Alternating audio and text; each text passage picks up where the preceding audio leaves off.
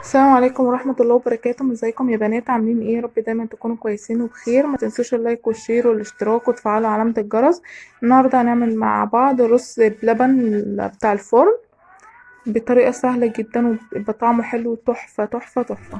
دوت كوباية رز مغسولة كويس قوي، حطيتها في حلة وعليها مية على النار. هنستنى ما تستوي خالص ونكمل بقية المكونات. اهو كده، ده بعد ما الرز استوى هنحط عليه كوباية لبن. نحط عليها كوباية لبن،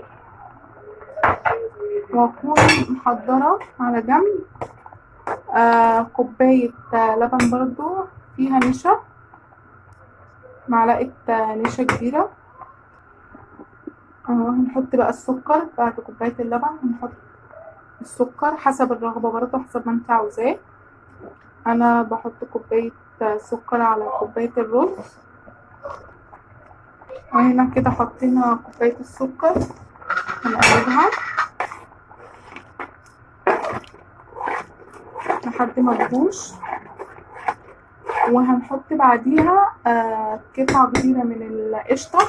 طبعا القشطة زي ما انا قايله لكم بنستخدمها ليها كذا استخدام، اللي هي بقى قشطة اللبن.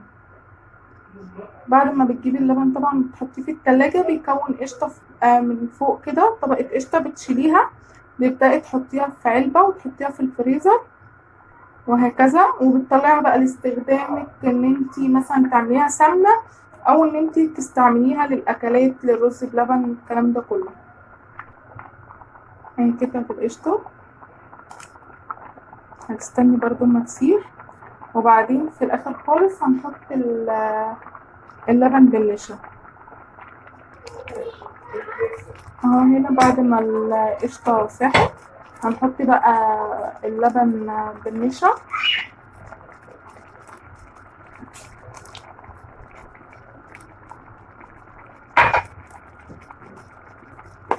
وتقلبيها في اتجاه واحد تقلبتين، وبعدين تقفلي عليها النار ونبدأ بقى نغرف.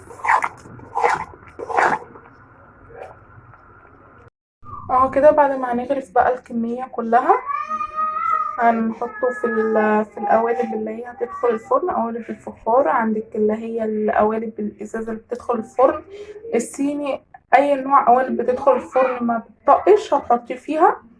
اهو كده، وهنستنى على ما تهدى شوية. هكون مجهزة قطعة قشطة برضو هتسيحيها على النار في طاسة، ونرجع تاني. القشطة ديت هتسيحيها على نار هادية جدا.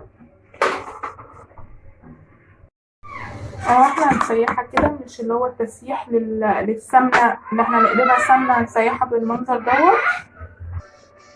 اهو كده، وبعدين هنبدأ ناخد الفرشة وتدهني من فوق الوش كده. بعدين هتدخل الفرن اهو كده.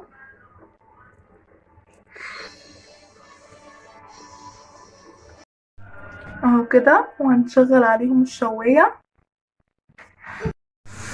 اهو كده بعد ما طلع من الفرن اهو، وطعمه تحفة جدا، وريحة القشطة باينة فيه، وطعمه خرافة بجد.